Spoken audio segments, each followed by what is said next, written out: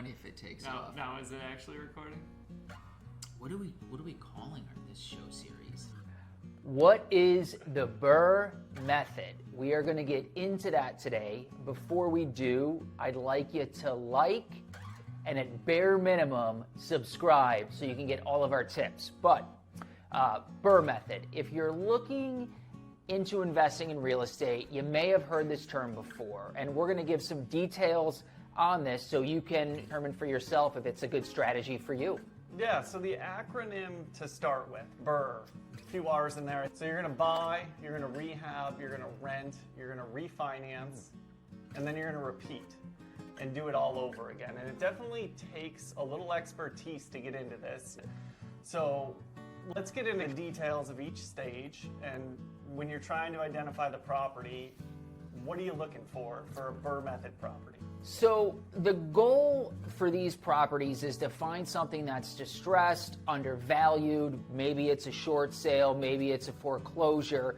They're actually really similar to a lot of the homes we would look to purchase when we're flipping, because you want to be able to pull out as much equity as possible when you're refinancing this at the end, and a lot of that stems from finding something that's really undervalued up front. So now you found the property, purchased the property, it's on to the rehab process. And this is where you're going to add value to build that equity, to pull cash out. And so keep in mind, this is going to be a rental property. You're not building the Taj Mahal. Choose your finishes accordingly. Get a great designer if you're not sure what to put in there. He can choose cost-effective stuff as well that will still get you better rents in your properties, which will help you extract more cash when you go to refinance it. So you're either going to need to have cash on hand to do this remodel, or you can look at a construction loan. Now you're on to the next step. Yeah, so when you are pricing the property to rent it, it's really important that you find the sweet spot. You know, we have some rental properties and you want it to be attractive to tenants. You want cash flow to come through. You just got to find that right sweet spot where you know you're going to make a little bit of money, the tenant's going to be happy, they're going to take care of the home, they're going to stay there, and this is a great way to maximize your cash flow. You got to determine what's right for you and what the market is saying at that time, but you can squeeze out a little bit of monthly cash flow. That's great. You know, you can set it aside to reinvest in the property as needed, or if things come up that need to be fixed, and it becomes a self-contained asset. All right, so now you've bought your home, you've rehabbed, you've rented. Refinance is the next R in this trail of R's that we are following along here. And so the goal is to get your home appraised. The value has increased because you remodeled it. You increased the equity that you have in there, and now you want to refinance and pull that cash out.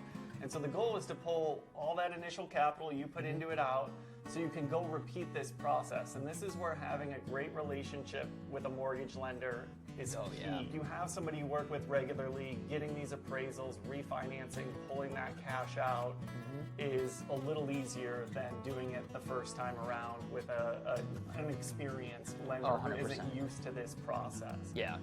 And so now that you've pulled all your cash out, your renovation costs, everything, the final step. Your last R is you want to repeat this process. The life cycle's similar to when we flip. The thing is instead of selling and taking a bunch of cash up front, we rent it, we pull the equity out, and then we go do this again. And the more you can do it, the more you build up this portfolio of properties that hopefully in 10, 20, 30 years, you've got the retirement plan. Yeah, essentially what you're doing is just recycling the same capital over and over again to try to build a larger portfolio of rental properties. You're leveraging up, always be cautious of that and understand the risks involved. Sure. Understand the market you're in. If interest rates are rising like they are right now, by the time you go to refinance, it could be more expensive for lending, which can kind of throw off the ratios related to your cash flow from your renters. There's great people on Instagram like Thatch who does a bunch of these types of properties. He literally has BRRRR on his Bentley license plate. Find people like this, learn from them, understand the strategy before you go into it so you don't screw it up and end up getting stuck in one rental home. When I look at this process and I think about our own journey in this, it's scary and it's uneasy, but you find what works for you. You're going to have to leverage yourself some. You don't want to over leverage.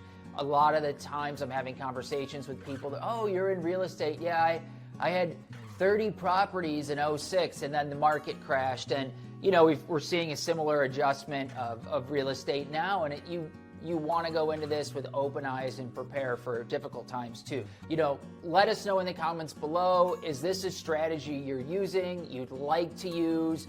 Is this something that works in your market? Is this, you know, possible for you? And if you have questions for us, let us know below. BRRRR.